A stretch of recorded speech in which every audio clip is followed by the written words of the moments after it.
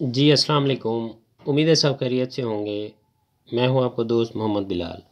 आज मैं आप लोगों को एम एस एक्सेल का एक फ़ंक्शन है इफ़, उसके बारे में बताने की आप लोगों को कोशिश करूंगा विद एग्जांपल कि हम मेरे पास जिस तरह मैंने एक टेबल बनाया हुआ है, कुछ एम्प्लॉइज़ हैं, उनके नेम तो नहीं लिखे मैंने, उनकी आईडीज़ वगैरह लिख दी हैं, ठीक है। और उनके आगे उनके सर्विस जो उस डिपार्टमेंट में या फिर कंपनी में काम कर चुके हैं उसके यानी कि टेन्योर लिख दिया गया है, कितने साल इसने काम किया है, ठीक है ना। अब मैं आगे रिज़ल्ट ये फाइंड करना चाहता हूँ कि जिनकी 10 से ऊपर सर्विस हो चुकी है, या 10 से ऊपर साल सर्विस कर चुके हैं, तो उनको प्रमोशन, वो प्रमोशन के अहल हैं।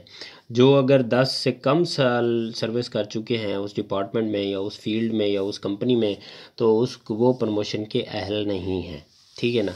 तो उसके लिए यानी कि इफ़ के फंक्शन यूज़ करेंगे, लेकिन उसमें हम ना यस नो का फंक्शन अप्लाई करेंगे, ठीक है ना। ये फंक्शन बहुत ही यूज़फुल फंक्शन है, बहुत ही, यानी कि अगर इस फंक्शन को किसी दूसरे फंक्शन के साथ रिलेट कर दिया जाए या एसोसिएट कर दिया जाए, तो ये उसकी जो है ना शक्ल बदल कर रख देता है। आपको रिज़ल्ट जो है ना, अगर आप वहाँ पर कोई प्रॉब्लम आ रही है या फिर आप किसी बेस पर जो है ना रिज़ल्ट निकालना चाहते हैं, अगर आप इफ़ के फंक्शन को यूज़ करेंगे तो वो आपको बेटर से बेटर रिज़ल्ट फाइंड करके दे देगा, रिटर्न करके दे देगा, ठीक है।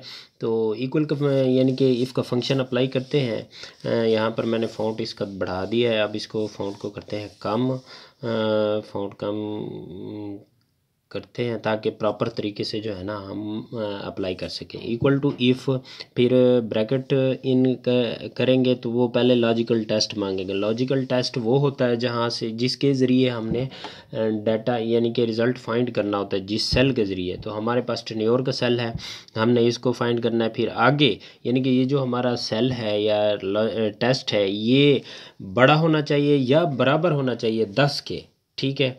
बड़ा या बराबर होना चाहिए 10 के। तो हम इन्वर्टेड कॉमास में जो है ना, इफ़ वैल्यू ट्रू, अगर वैल्यू मीट यानी कि हमारा क्राइटेरिया जो है, कंडीशन जो है वो हमारे क्राइटेरिया को मीट कर जाए, तो फिर क्या रिज़ल्ट आना चाहिए, इन्वर्टेड कॉमास में टेक्स्ट की सूरत में लिखेंगे यस, ठीक है। ये आप लोगों ने बात जहन नशीन कर लेनी है कि जहाँ पर हम इन्वर्टेड कॉमास दे रहे होते हैं, अगर टेक्स्ट हमने फाइंड करना हो तो हम टेक्स्ट जो है ना इन्वर्टेड कॉमास में डबल कोट्स में लिखते हैं, ठीक है ना। तो अगर हमारा जो कंडीशंस है वो उस क्राइटेरिया को मीट नहीं कर रही, तो हमारा रिज़ल्ट क्या आना चाहिए, ठीक है ना। तो फिर इन डबल कोट्स में हम लिखेंगे नो, यानी कि जो हमारी कंडीशन गिवन है वो उसको मीट कर रही है तो हमारे पास रिज़ल्ट यस आए, अगर मीट नहीं कर रही तो फिर क्या आए, नो आए। एंटर प्रेस करेंगे, सेल को, पूरी रेंज को सिलेक्ट करके कंट्रोल डी प्रेस करेंगे तो हमारा फार्मूला सब के ऊपर अप्लाई हो जाएगा, और उसके अगेंस्ट उसके यानी कि जो रिज़ल्ट होगा वो आकर रिटर्न आ जाएगा। जो जिनकी टर्नओवर 10 या 10 से ऊपर है तो उसके अगेंस्ट वो यस दे रहा है, जिनका कम है तो वो उसके अगेंस्ट वो नो कर रहा है, ठीक है। ये तो एक छोटा सा टेबल है, मैंने आप लोगों को समझाने के लिए यानी कि 10 से 12 लोग हैं, इनको समझाने के लिए 10 से 12 लोगों का टेबल बनाया है। अगर आपको 1000 लोगों का इसी तरह डाटा फाइंड करना हो तो आपके लिए ये काफ़ी ज़्यादा आसान हो जाएगा, ठीक है। और दूसरी बात, अगर हमारे पास कुछ डाटा गलत लिखा गया है तो हम उसको करेक्ट कर सकते हैं, तो उसके अगेंस्ट जो है ना उसका रिज़ल्ट जो है ना वो चेंज हो जाएगा, ठीक है। जिस तरह यहाँ पर 5 है, अगर मैं 10 करता हूँ तो उसके अगेंस्ट यस आ जाएगा, ठीक है। इफ़ के फंक्शन को हम मज़ीद इसी तरह आगे जो है ना एक्सप्लोर करते जाएंगे और दूसरे फंक्शंस में, दूसरे फार्मूलाज में ऐड करके उसके रिज़ल्ट बेटर से बेटर फाइंड करते जाएंगे, ठीक है।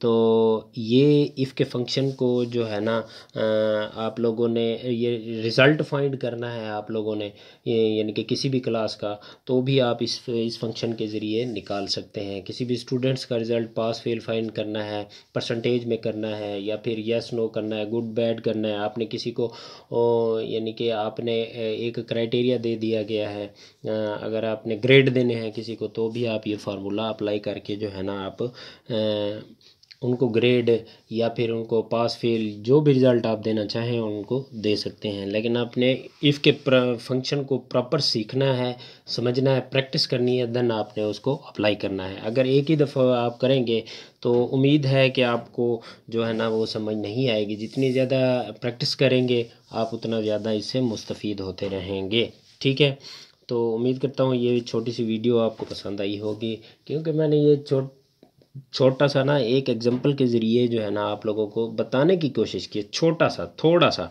ठीक है ना, अब नेक्स्ट जैसे जैसे हम बढ़ते जाएंगे तो एग्जांपल भी ज़्यादा करते जाएंगे और दूसरे फंक्शन में इसको रिलेट करते जाएंगे। ठीक है, उम्मीद करता हूँ ये वीडियो पसंद आई होगी। मज़ीद इस तरह की टिप्स एंड ट्रिक्स हासिल करने के लिए